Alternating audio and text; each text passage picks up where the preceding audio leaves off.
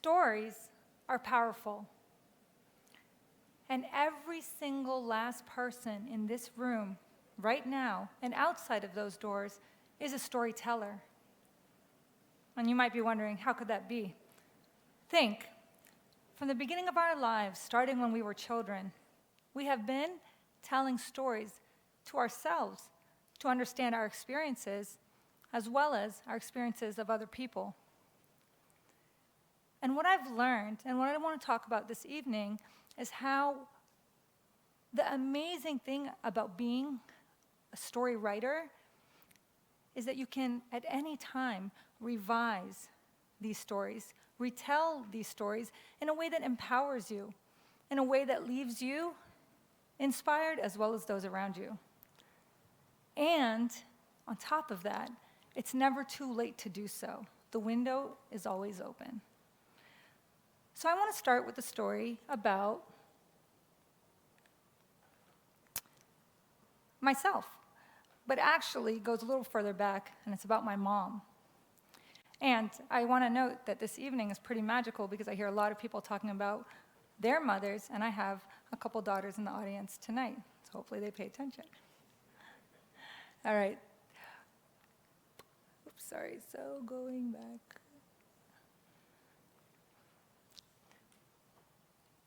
So this story starts with my mom, and it takes a little bit of an imagination. So imagine that you are the eldest girl born to a Pashtun family in Afghanistan in the 1950s. Imagine that you are constantly disciplined by male relatives for doing things that might bring the family shame, which is very important in that time and in that culture.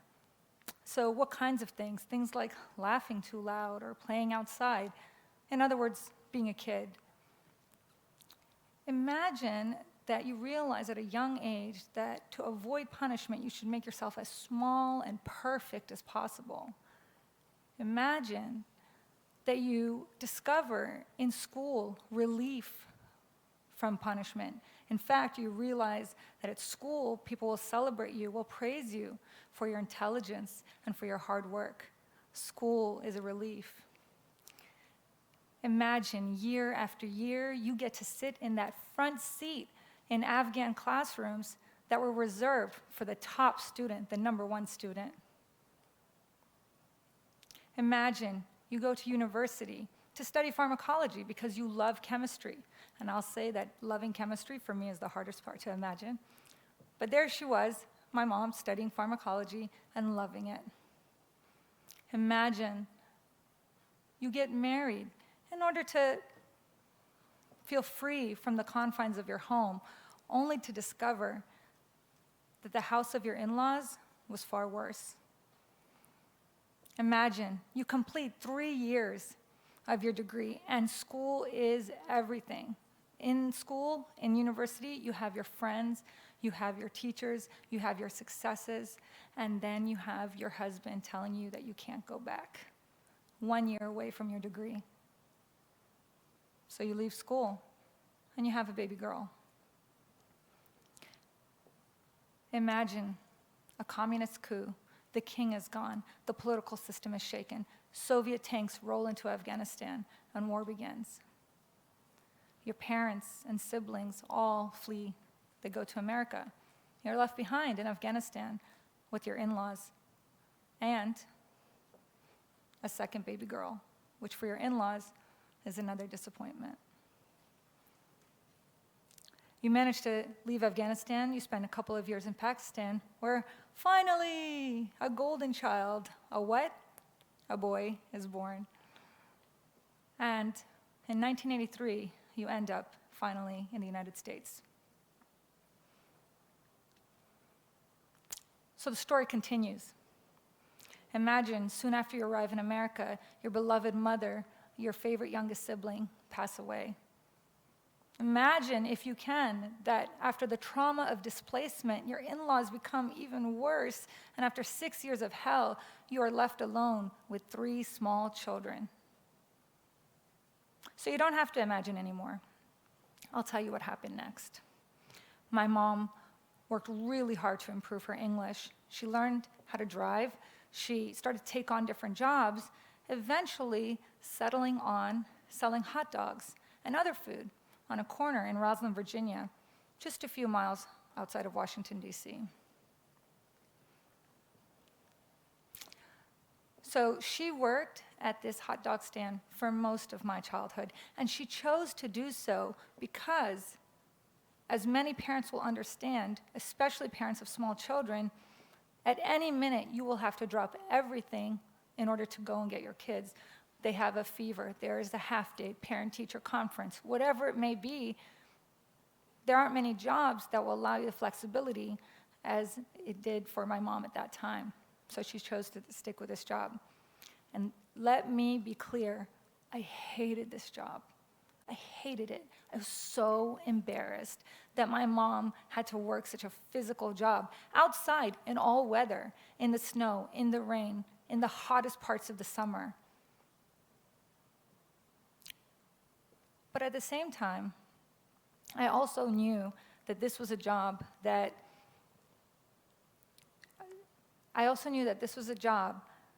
no matter how hard it was, she was going to do it. So what does that mean? That means waking up every morning early, putting on blush, putting on lipstick, putting on a spray of her signature scent, but no matter how put together she left the house, when she came home, she smelled like the steam of the hot dog water, like the toppings, cooked onions and sauerkraut. And to me, that wasn't the kind of job that all my classmates' parents had. But she persevered. She would come home, she would cook fresh food, fresh Afghan food, which, unfortunately, my siblings and I were super ungrateful for, right? Because we were American kids. We wanted pizza and hamburgers, not rice and kofta. Day after day, she put in the work, and we did the best we could to help her at home.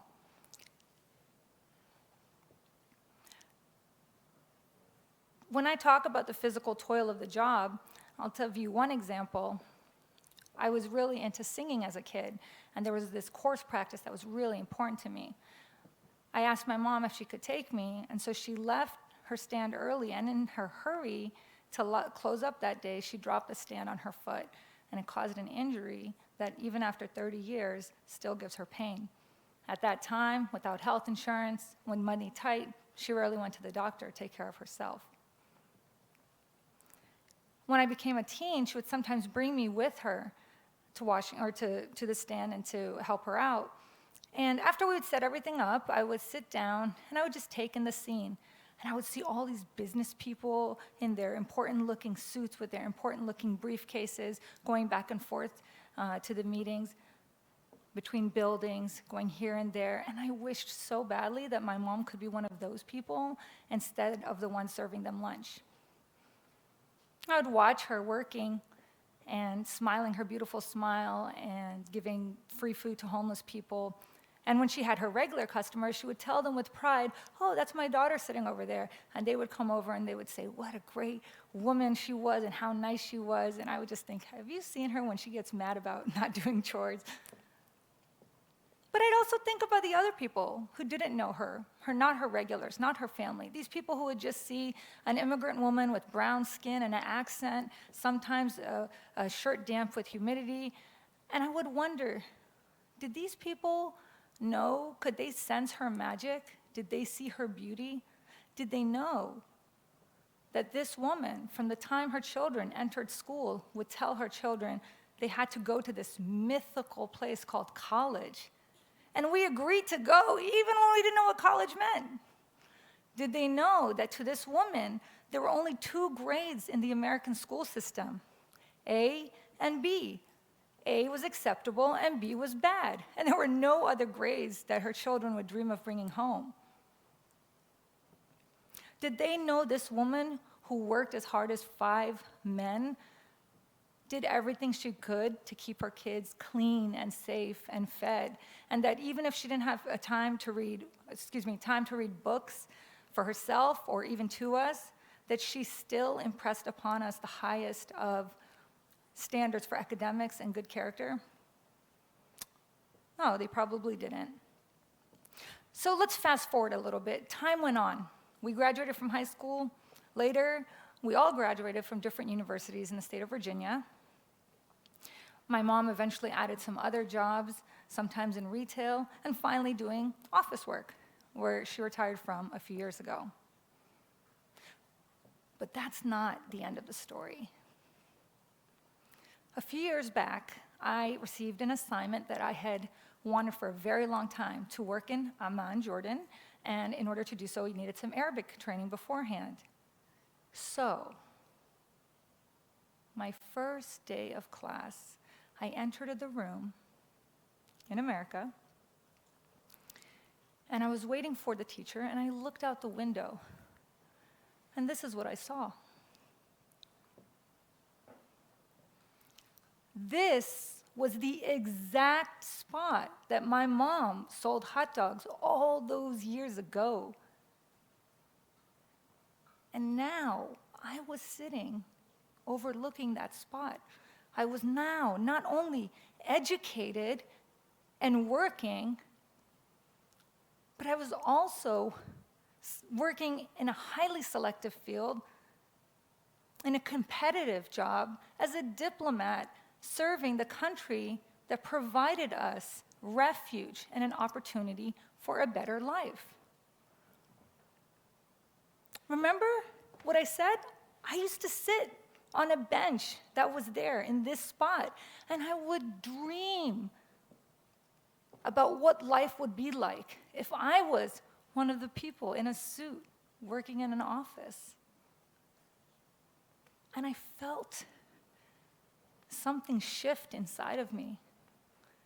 I was sitting in an office wearing a suit because of that hot dog stand.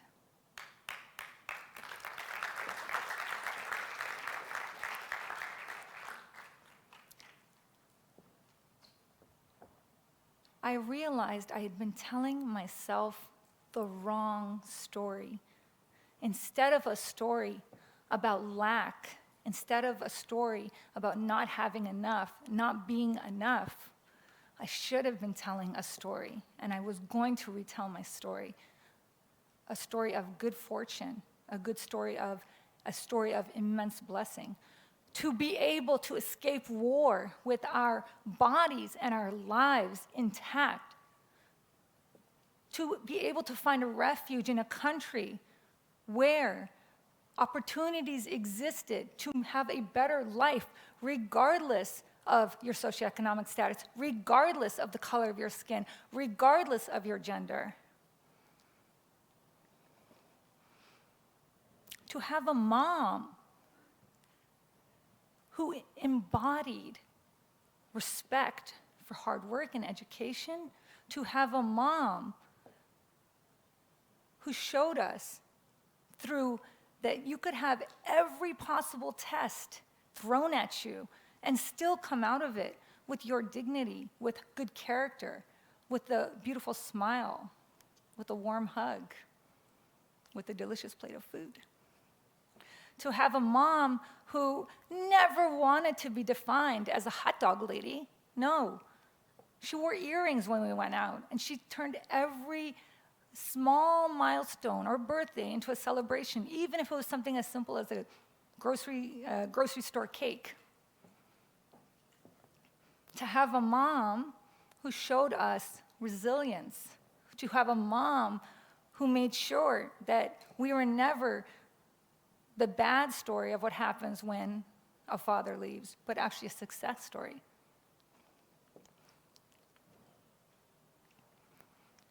One day, that same fall, when I was doing that Arabic class, I walked to a park nearby and I saw a sign for the annual jazz festival. And this memory came rushing back, where my mom had said, I'm going to go to this jazz festival to do some work, come with me. We went. She bought lots and lots of supplies, hoping for big sales, and it didn't pan out. It turns out that at those kinds of events, people bring their own food.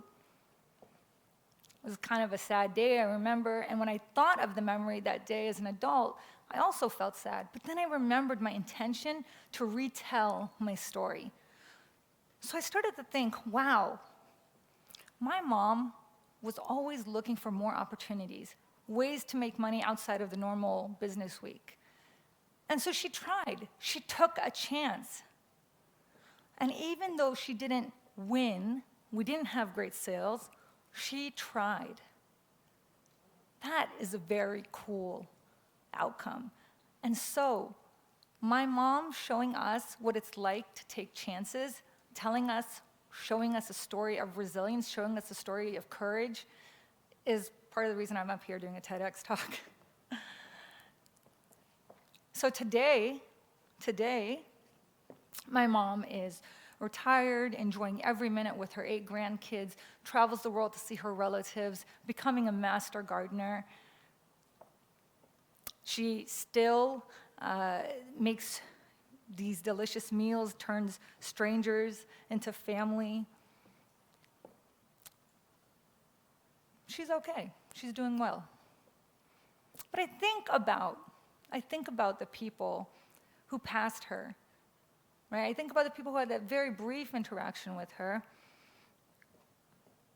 And I wonder, did they know this woman, this immigrant woman with brown skin and accent, kind of looking tired, working hard? Did they know that this woman is like the sun in the sky for everybody who knows her? Then I wonder, how many other people do we pass on a daily basis? How many people do we meet